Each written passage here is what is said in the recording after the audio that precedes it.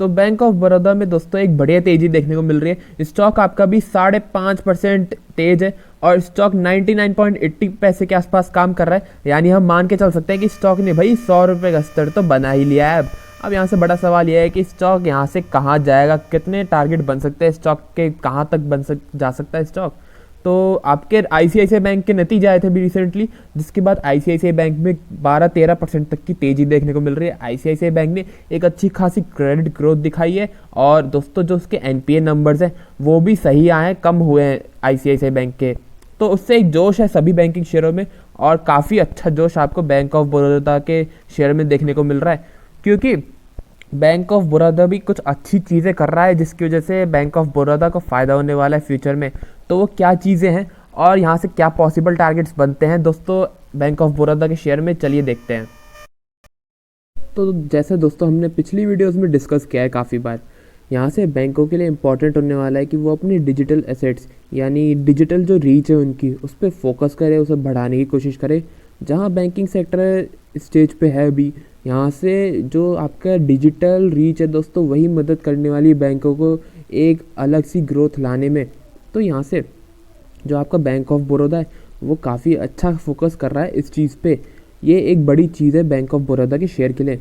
जैसे मैंने अभी टाइम्स ऑफ इंडिया की रिपोर्ट खोल रखी है, आपकी शायद 2-3 हफ्ते पुरानी है। इसमें जो संजीव चड्ढा है आपके एमडी और सीईओ बैंक ऑफ बड़ौदा के, उन्होंने कहा था कि अभी हमारे जो ब्रांच है, जो हमारा बीओबी वर्ल्ड है, जो कि एक इनका डिजिटल ऐप है जिस पे सारी चीज़ें इनकी जो बैंकिंग सर्विसेज हैं जो ब्रांच में ये मिलती है, इनको जो सर्विसेज ऑफर देते हैं वो सारी चीज़ें, इनकी कोशिश है कि सारे जो बैंक बीओबी वर्ल्ड है इनका जो एप्लीकेशन है एंड्रॉयड और सभी मोबाइल्स यूज़र्स के लिए उस पर लाए जाए, ताकि जो इनके कस्टमर्स हैं उनको बैंक ब्रांच में आने की ज़रूरत ना पड़े, सारी चीज़ें जो उनको करनी है वो ऐप से ही कर सके। तो इन्होंने बताया था कि अभी हमारे जो बोब वर्ल्ड ऐप है उस पर करीब आपके दोस्तों 1 करोड़ आपके यूज़र्स जुड़े हुए हैं, यानी 13 मिलियन, यानी आपके 1 करोड़ 30 लाख वो यूज़र्स हो जाते हैं। और आपका जो प्लेटफॉर्म है वो बहुत बढ़िया चल रहा है और स्केलेबल प्लेटफॉर्म है आपका ये। दोस्तों इन्होंने ये भी बताया कि जिस माइंडसेट से हमने ये स्टार्ट किया था प्लेटफॉर्म, वो ये था कि ताकि हम जो भी चीज़ होती है ब्रांच में वो सब ऐप पे ला सके। तो एक ये चीज़ साफ इंडिकेशन करती है कि कहाँ बैंक किस चीज़ में सोच रहा है इन्होंने। दोस्तों ये एक बहुत अच्छी चीज़ है कि बैंक क्या सोच रहा है कि सारी चीज़ें जो है बैंक जो ब्रांच में ऑफर देते हैं सर्विसेज बैंक वाले, वो सारी ऐप में लाए जा सके दोस्तों ये। और एक इसमें जो इम्पोर्टेंट चीज़ इन्होंने बताई थी वो दोस्तों जो इम्पोर्टेंट है बैंक ऑफ बड़ौदा के शेयर के लिए, वो ये है कि आप पैसे उसमें बचा सकते हैं, उससे पैसे बोरो कर सकते हैं, उनके ऐप के थ्रू आप पैसे इन्वेस्ट भी कर सकते हैं। और आपको किसी भी शॉपिंग या आपको कोई टिकट बुक करवानी हो एयरलाइन या बहुत तरीके की सर्विसेज आप बैंक ऑफ बड़ौदा की जो वर्ल्ड ऐप है उससे कर सकते हैं। तो जो बैंक ऑफ बड़ौदा का मैनेजमेंट है दोस्तों बहुत चीज़ें टारगेट कर रहा है कि जो इनका एप्लीकेशन है उसको बहुत आगे लिया जा सके। दोस्तों एक और जो इन्होंने लाइन कही थी जो कि इम्पोर्टेंट है, वो ये है कि ये साफ मानते हैं कि जो फ्यूचर है दोस्तों क्लाउड कंप्यूटिंग का होने वाला है। और यहाँ से जो आपका दोस्तों फिनटेक पार्टनर्स है वो भी प्लेटफॉर्म पे लाए जा सकते हैं। और आपका जो बैंक ऑफ बड़ौदा का वर्ल्ड ऐप है वो बहुत ही स्केलेबल बिजनेस है और बहुत ही इंपॉर्टेंट होने वाला है बैंक ऑफ बड़ौदा है पूरी बैंकिंग के लिए। तो जो सब चीज़ें हैं ये इंडिकेट कर रही है कि जो बैंक ऑफ बड़ौदा का मैनेजमेंट है दोस्तों बढ़िया तरीके से आपका जो मैं बात कर रहा हूँ डिजिटल एसेट बनाने की, आप अपनी डिजिटल रीच बढ़ाइए बैंक की, वो उस पर अच्छा खासा फोकस है। और आने वाले फ्यूचर में वो इस पर काम ज़रूर कर रहे हैं और अभी भी काम कर रहे हैं और फ्यूचर में इसको बढ़ाने की पूरी कोशिश चल रही है इनकी। तो एक पॉजिटिव चीज़ है दोस्तों और इससे इनको बहुत फ़ायदा हो सकता है बैंक ऑफ बड़ौदा को आने वाले फ्यूचर में। तो आपका ये एक तो टिक मार्क हो गया बैंक ऑफ बड़ौदा के शेयर पे कि हाँ चलो जो फ्यूचर है दोस्तों डिजिटल बैंकिंग का उस पर बैंक का अच्छा खासा फोकस है, वहाँ पे बहुत बढ़िया तरीके से काम कर रहा है बैंक और उनका ध्यान बढ़िया तरीके से है वहाँ पे। तो अब ये मैंने दोस्तों जो जून तिमाही के नतीजे आए थे बैंक ऑफ बड़ौदा के मैंने वो खोल लिया है, ताकि हम थोड़ा समझ सकें कि बैंक ऑफ बड़ौदा का जो बिज़नेस है वो कैसा है, कहाँ जो इनके फाइनेंशियल्स नंबर हैं वो कैसे हैं। तो जैसा आप देख सकते हैं ये कासा रेशियो का भी है। कासा रेशियो जो बैंक का है वो दोस्तों 43.21% हो गया था जो जून तिमाही आई थी 2021 के नतीजे उस पर। लेटेस्ट जो आपका बैंक ऑफ बड़ौदा का कासा रेशियो है वो 43.21% है। दोस्तों बात करें कि ये पहले कितना था, तो आपका जो एक साल पहले का पीरियड है यानी जून तिमाही जो 2020 का था उसमें ये 39.49% है। तो आप कह सकते हैं कि करीब 4.5-4% की बढ़ोतरी हुई है दोस्तों, जो कि एक बहुत ही अच्छी बढ़ोतरी है एक साल में। तो कासा रेशियो तो बैंक का अच्छा खासा इंप्रूव हो रहा है। कासा रेशियो इंपॉर्टेंट रहता है बैंक के लिए, क्योंकि कासा रेशियो आपके वो होते हैं कि जो आपके टोटल आपके हैं डिपॉजिट उसके कंपेयर में जो आपके करंट अकाउंट और सेविंग्स अकाउंट है उसमें कितना रेशियो है। करंट अकाउंट और सेविंग्स अकाउंट ज़्यादा होने से बैंक को फ़ायदा होता है, क्योंकि इनसे जो करंट अकाउंट और सेविंग्स अकाउंट आपके होते हैं बैंक खाते, उनमें कम इंटरेस्ट रेट देना पड़ता है।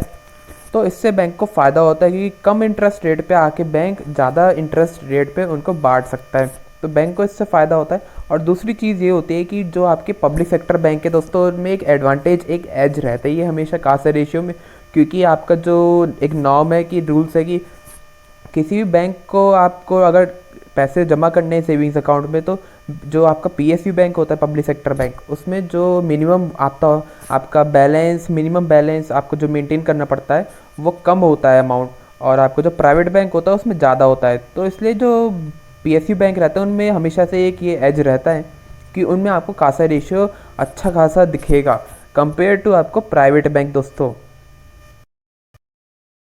अगर बैंक ऑफ बड़ौदा के नेट एनपीए रेशियो की बात करें दोस्तों, तो वो आपका है 3.03%।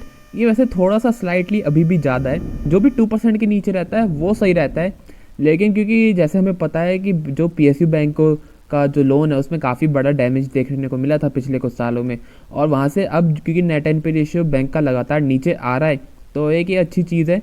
यहाँ से अभी भी बैंक को थोड़ी बहुत प्रोविजनिंग करनी पड़ेगी ताकि जो इनका रेशियो है ये 3.03% ये और कम हो सके यहाँ से।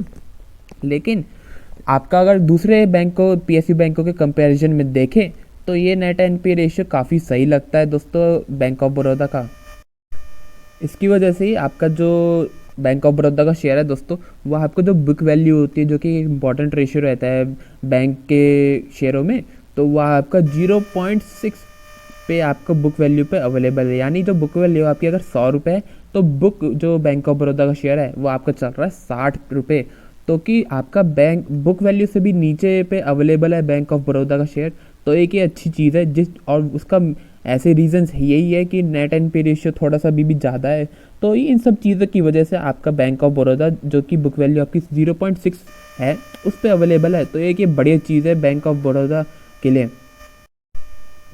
अब अगर बैंक के डिपॉजिट्स की बात करें दोस्तों, क्योंकि जितने ज़्यादा डिपॉजिट्स होंगे उतना ही बैंक उसमें से पैसा आगे बांट पाएगा।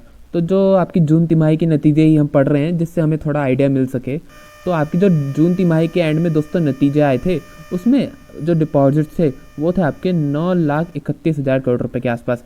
ये थोड़े से डाउन हुए थे 0.34%, लेकिन हम कह सकते हैं बेसिकली क्योंकि कोरोना का टाइम चल रहा था, वो आपका अप्रैल से जो जून का पीरियड था ये 2021 का, वहाँ पे जो कोरोना का काफ़ी अच्छा खासा इम्पैक्ट रहा है, तो डिपॉजिट होता है जिसकी वजह से थोड़े बहुत डाउन हो गए। एडवांसेस भी थोड़े से डाउन हुए थे आपके 2.66%, लेकिन हम इस पे ज़्यादा दोष नहीं दे सकते क्योंकि आपका कोरोना का टाइम था दोस्तों।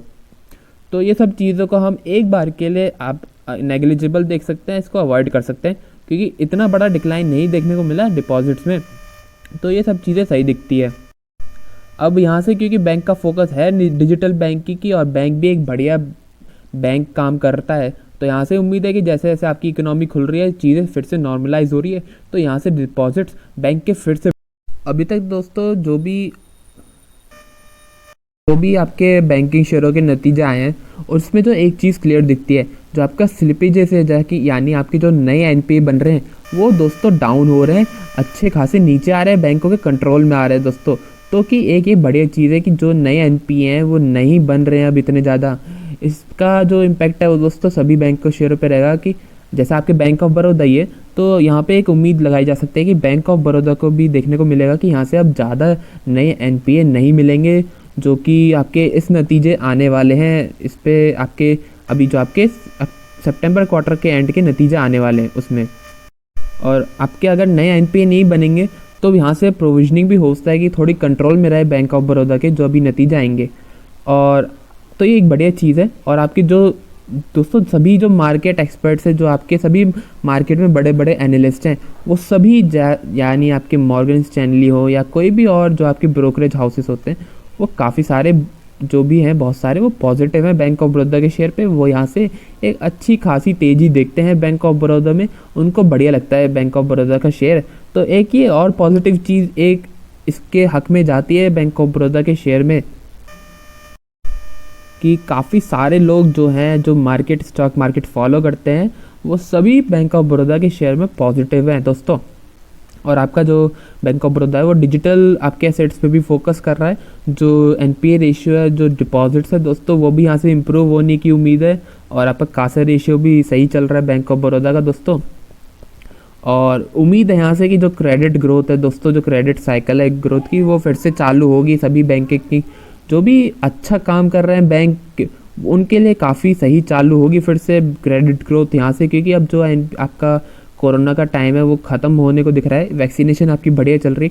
तो यहाँ से अगर वेव नहीं आती है तो बैंकों का टाइम फिर से आ सकता है। ये काफ़ी सारी ऐसी उम्मीदें हैं। तो ये सब चीज़ें हैं जो कि एक पॉजिटिव हैं सभी चीज़ें बैंक ऑफ बड़ौदा के शेयर के लिए। अब यहाँ से बात करें कि यहाँ से क्या टारगेट बनता हुआ दिखता है बैंक ऑफ बड़ौदा का। तो दोस्तों जो आपका 100 रुपये का टारगेट था वो तो आज अचीव हो चुका है आपका। अभी हम जब बात कर रहे हैं, अब स्टॉक ने 100 रुपये 20 पैसे का हाई बना चुका है। तो आपका 100 रुपये का टारगेट तो दोस्तों अचीव हो चुका है। अब यहाँ से क्या टारगेट बनता है, तो जो अब आपका अगला टारगेट बनेगा, जो एक रीज़नेबल टारगेट दिखता है स्टॉक में, वो है आपका 120 रुपये का। 120 रुपये स्टॉक जा सकता है अगर नतीजे अच्छे आते हैं, तो दोस्तों बिल्कुल जा सकता है। ये एक रीज़नेबल टारगेट दिखता है बैंक ऑफ बड़ौदा के शेयर में। आप अगर शेयर ओन करते हैं तो इस टारगेट को लेते हुए शेयर होल्ड कर सकते हैं। और इम्पॉर्टेंट रहेगा कि कैसे नतीजे आते हैं बैंक ऑफ बड़ौदा के। लेकिन यहाँ में जैसे आप देख सकते हैं दोस्तों, बैंक ऑफ बड़ौदा के शेयर में एक अच्छी खासी तेज़ी देखने को मिल रही है। तो एक्सपेक्टेशंस तो दोस्तों हाई है स्टॉक में। यहाँ से उम्मीद है इन्वेस्टर्स की कि नतीजे तो बढ़िया आएंगे, इसलिए वो इस स्टॉक में परचेजिंग कर रहे हैं। तो कोई और अपडेट आता है दोस्तों तो उसके बारे में हम अगली वीडियो में ज़रूर डिस्कस करेंगे। ये वीडियो यहीं तक थी। अगर आपको वीडियो अच्छी लगे तो लाइक ज़रूर कीजिएगा, चैनल को ज़रूर सब्सक्राइब कर लीजिए ताकि आपको अपडेट्स मिलते रहे। धन्यवाद।